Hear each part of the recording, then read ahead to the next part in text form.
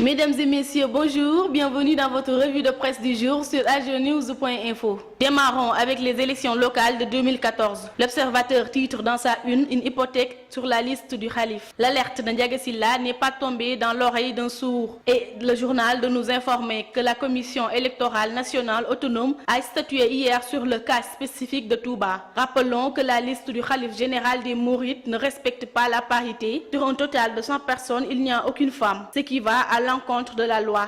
À la une du quotidien, la Sénat proteste tout haut. Selon le journal, la liste du Khalif risque d'être invalidée si la Sénat, qui va attaquer le non-respect de la parité, obtient gain de cause. Pour les élections locales toujours, l'AS nous parle de la conquête de la mairie de Fann.E Amitié. Il nous apprend que le maire de Dakar est au centre d'une guerre entre deux coalitions dans la commune de Fann.E Amitié. En effet, les coalitions Tahaou Dakar et Tahaou Dakar à Khalifa Sall, qui toutes les deux se réclament de Khalifa Sall, se regardent en chien de faïence depuis la publication des listes retenues pour les locales de 2014. Idrissa Seck déclare à la une de l'AS: aujourd'hui c'est pire. La publication des listes d'investiture a bien installé un malaise dans certaines coalitions. Le journal le confirme avec le cas de Rewmi à Thiès, où la commission d'investiture a fait fi des recommandations d'Idrissa Seck et des engagements pris avec ses alliés. Mis devant le fait accompli, Idrissa Seck, qui est entré dans une colère noire, parle de haute trahison dans l'AS. Après la sortie des avocats de l'ancien ministre Karim Wade qui soutiennent que depuis 3 semaines,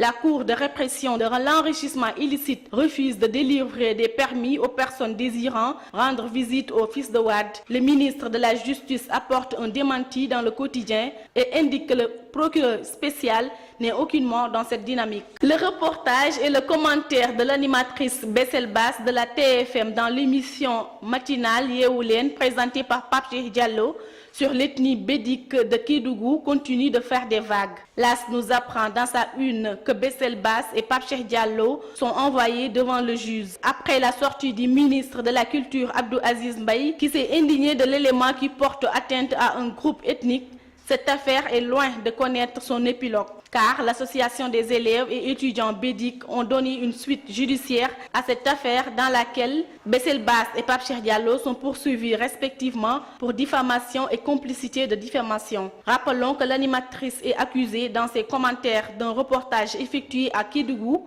où vit le peuple bédique d'avoir prêté à ce peuple la promotion de l'inceste. Restons avec l'AS pour parler des faits divers. Une prostituée héberge une gamine de 14 ans pour l'exploiter sexuellement. Le journal nous informe que la vie de la petite se résume à une succession d'événements malheureux. Victime de viol, elle se retrouve dans les bras d'une prostituée qui profite de son innocence pour l'exploiter sexuellement. Du coup, la prostituée encourt 2 ans ferme pour corruption de mineurs, entre autres délits, et les 2 principaux clients de la gamine encourent 5 ans de prison pour pédophilie, détournement de mineurs. Terminons avec le sport à la une de l'Observateur. Mori Paye, ancien entraîneur adjoint des Lions en 2008, déclare que Lamine Ndiaye est un coach compliqué. Après avoir été à la plus haute station d'entraîneur avec Lamine Ndiaye, Mori est retourné humblement au plus bas échelle du football français en division supérieure régionale pour vivre sa passion à Aulnay-sous-Bois. Les détails sont dans l'Observateur. C'était tout pour votre revue de presse du jour. Bonne lecture et à très bientôt.